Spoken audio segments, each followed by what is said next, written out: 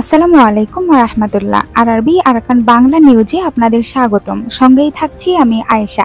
আজ 4 ফেব্রুয়ারি 2025। রোহিঙ্গাদের ফেরত পাঠাতে নতুন রোডম্যাপের উদ্যোগ।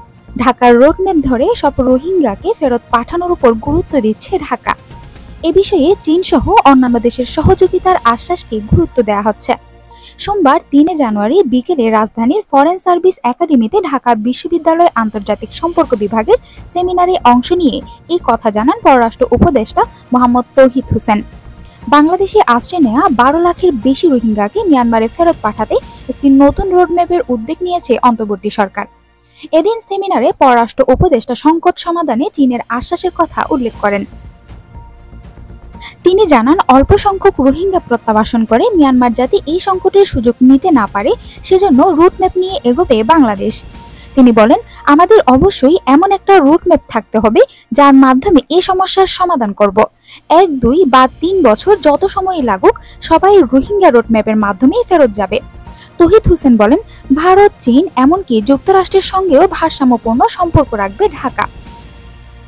প্রতিবেশী রাষ্ট্র হওয়ার কারণে ভালো খারাপ সময় যেতে পারে, কিন্তু ভারত, চীন এবং যুক্তরাষ্ট্রের সঙ্গে সম্পর্ক চলমান রাখতে চায় ঢাকা, বলেন তৌহিদ হোসেন।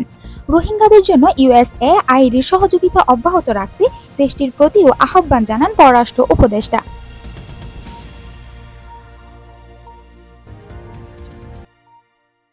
মিয়ানমারে আরেকটি ঘাঁটি হারালো জান্তা বাহিনী, বহু সেনা নিহত।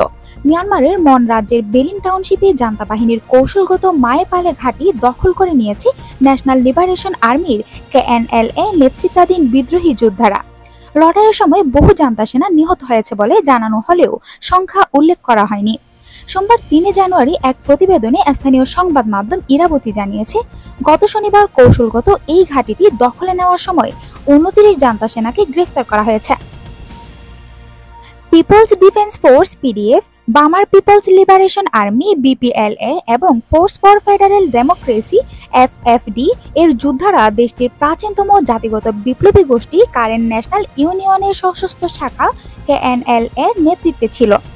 এফএফডির একজন মুখপাত্র ইরাবতীকে জানিয়েছে, 1 মাসের লড়াইয়ের পর তারা ওই ঘাঁটিটি দখলে নিতে সক্ষম হন।